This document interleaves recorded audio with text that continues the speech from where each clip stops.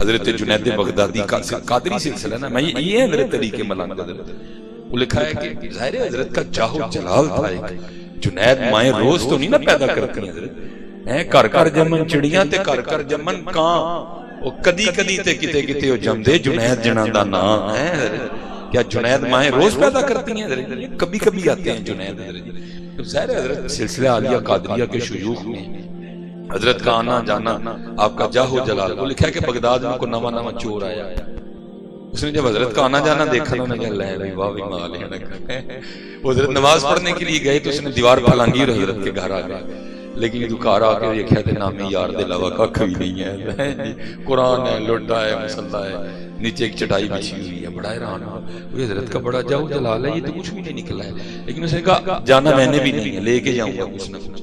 بڑی تلاش کے بعد اسے حضرت کا کوئی کرتا مل گیا، اس نے اٹھایا لے کے چلا گیا۔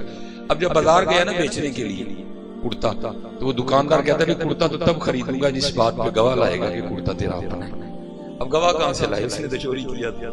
وہ ایک دکان، دو دکان، تین دکان کرتا کرتا اس دکان پہ پہنچ گیا جو مسجد کے بالکل سامنے تھی۔ اتنی دیر میں حضرت شیخ جنید رحمۃ اللہ تعالی علیہ نماز پڑھ کے نہ باہر نکل رہے، آواز بلند تھی دونوں کی، وہ کہہ رہا تھا خرید لے، وہ کہہ رہا تھا گواہ لے کے آ، وہ آگے سے کہہ رہا تھا میں گواہ کہاں سے لے کے آؤں، کہتا گواہ نہیں لائے گا تو خریدوں گا نہیں۔ حضرت نے توجہ فرمائی تو کیا دیکھا؟ کرتا آپ کا ہی ہے جو بیچنے نکلا ہوا۔ ہاں حضرت جی، حضرت شیخ تھے اس وقت، چاہتے تو کھال اتروا دیتے، چھڑیاں پڑواتے، جو چاہتے سو کر دیتے، لیکن میں کہتا ہوں اور سن علی دے ملا جا کے نا دکاندار کو کہتے ہیں او بھائی کیوں کرتا نہیں خریدتا؟ کیا جنید کی گواہی کافی نہیں کہ یہ کرتا اسی کا ہی ہے؟ او ہلکا یارا تو پریشم کی طرح نرم، رزم حق و باطل ہو تو فولاد ہے۔ اسی لیے تو اقبال نے کہا تھا نا خدا کے بندے تو ہیں ہزاروں، بنوں میں پھرتے ہیں مارے مارے، میں اس کا بندہ بنوں گا جس کو خدا کے بندوں سے پیار ہوگا۔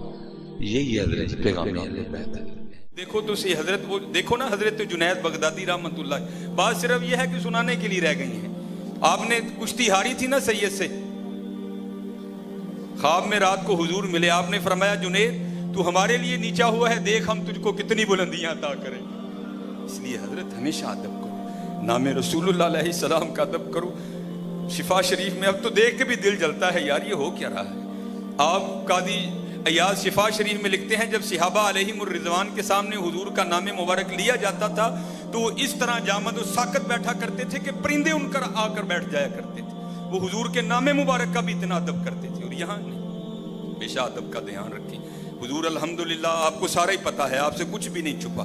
ہاں، اور یاد رکھو حضرت جو حضور کی بارگاہ سے ملتا ہے یہ لوگوں کے پیسے ختم ہو جاتے ہیں، حضور کے دیے نسلوں سے بھی ختم نہیں ہوتے کوئی۔ سیالکوٹ میں ایک بہت بڑے انڈسٹریل ہیں، شاید آپ میں سے بڑے لوگ ان کو جانتے ہوں، سیٹھ ابراہیم صاحب، وہ مجھے بتاتے ہیں کہ بڑی غربت تھی، بڑی غربت۔ فرمانے لگے میرے مرشدہ نے میرے والد صاحب نو 5 روپے دیتے، کہنے حافظ صاحب چوتھی نسل ہے ساڑھے کو 5 روپے نہیں مکے کوئی۔ یہ میاں سرور صاحب خود بتاتے ہیں، فرماتے ہیں میں 1500 پہ جاب کرتا تھا، دیکھ لو ولی کے در کا کیسا فیض ملا ہے۔ اس لیے کبھی بھی ادب کا دامن